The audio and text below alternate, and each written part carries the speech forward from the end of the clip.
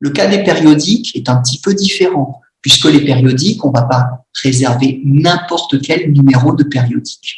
Donc, on a deux moyens de créer des demandes de réservation, alors toujours les mêmes, soit depuis le catalogue, soit depuis le dossier du lecteur ou la lectrice, mais surtout, on a un formulaire de demande qui est un petit peu différent de celui qu'on a avec une monographie. En tout cas, une monographie à volume unique. On va chercher un titre de périodique, celui-ci par exemple. Il s'agit bien d'une notice de périodique, elle est identifiée comme revue. Le bouton demande est bien proposé. On nous demande bien de sélectionner le type de réservation que l'on souhaite créer, demande de réservation du lecteur. Mais ce qui change, c'est au niveau de ce formulaire de réservation, puisque nous avons 3 champs supplémentaires. Alors, le champ description qu'on a vu tout à l'heure avec une prétendue monographie en plusieurs volumes, ainsi ici que des champs baptisés année et volume. C'est le champ description qui doit être renseigné obligatoirement.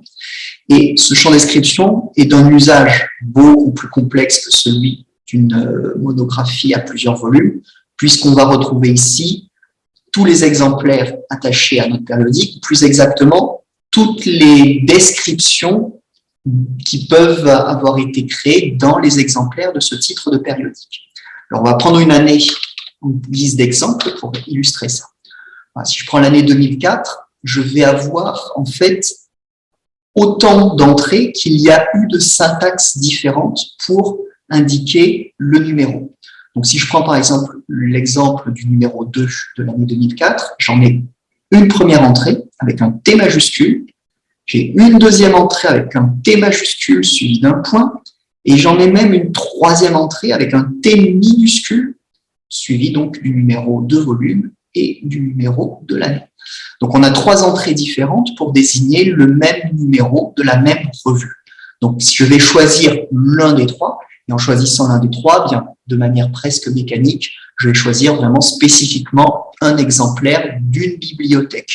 Et du coup, je vais devoir me soumettre aux règles définies par cette bibliothèque, qui peut ou non autoriser la réservation, qui peut autoriser la réservation sur place ou ailleurs, et ainsi de suite. Donc là, on est sur quelque chose qui est d'un usage assez complexe, il faut bien le reconnaître. Alors, on oublie de sélectionner le demandeur. Donc, on a bien la demandeuse, la description, le lieu de retrait voilà, qui est imposé parce que c'est un exemplaire manifestement de la bibliothèque universitaire centrale du Mirail. Donc, j'enregistre.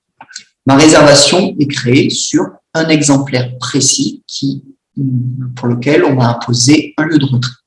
Alors, j'aurais pu éventuellement procéder à la création de la demande à un autre niveau. Là, je suis au niveau de la notice. Mais dans le contexte d'un périodique, je pourrais tout aussi bien créer ma demande de réservation directement au niveau de l'exemplaire. Vous voyez, je suis dans le domaine exemplaire physique. Alors, hop, on va reprendre notre formulaire, le titre, et on va aller saisir l'année. Alors, ce n'est pas l'année de publication, qui est une donnée qui est renseignée au niveau de la notice bibliographique, c'est vraiment l'année de parution du numéro, et ça sont des informations qui sont stockées au niveau de l'exemplaire, et notamment stockées dans la description, en tout cas quand les collègues ont créé correctement les données de périodique. Donc, si je reprends l'exemple de l'année 2004, je vais saisir comme mot-clé 2004 pour le champ description. Et je vais cette fois avoir la liste, non pas des notices correspondant à ma recherche, mais directement la liste des exemplaires ayant l'année 2004 dans leur champ description. Donc là, comme tout à l'heure, en fait, si on fait la recherche, on va trouver au moins trois fois le numéro 2. On voit une première occurrence, on va en trouver une deuxième occurrence, et ainsi de suite. Donc là, le bouton demande, vous l'avez toujours, il n'y a plus le bouton action, mais derrière, on va avoir le même mécanisme, choisir le type de demande, indiquer le demandeur, simplement voilà, les informations relatives à la description, l'année, le volume, etc. sont des informations qui seront déjà renseignées. Puisque vous êtes au niveau de l'exemplaire, par contre, vous allez être attentif à une chose, c'est-à-dire à l'éventuelle présence d'une exception de circulation. Là, je vois par exemple que pour cet exemplaire-ci, Il n'est même pas besoin de faire une demande de réservation puisqu'il est indiqué en toutes lettres que l'exemplaire en question n'était pas réservable.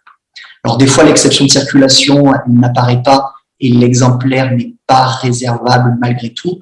Là, c'est parce que c'est directement toutes les collections de périodiques de la bibliothèque concernée qui sont interdites à la réservation. Et là, dans ce cas de figure, l'interdiction de faire des réservations est gérée de manière un petit peu différente. Voilà, donc la réservation périodique est quelque chose d'un peu plus complexe que celle des monographies, mais on a deux entrées possibles, l'entrée par la notice, l'entrée par l'exemplaire. Il faut être vigilant, voilà, parce qu'on sélectionne dans le champ description. Et quand on est directement au niveau de l'exemplaire, être vigilant à ce qui peut être indiqué ici comme exception de circulation. Voilà, c'est tout pour la réservation dans Alma. Merci de votre attention.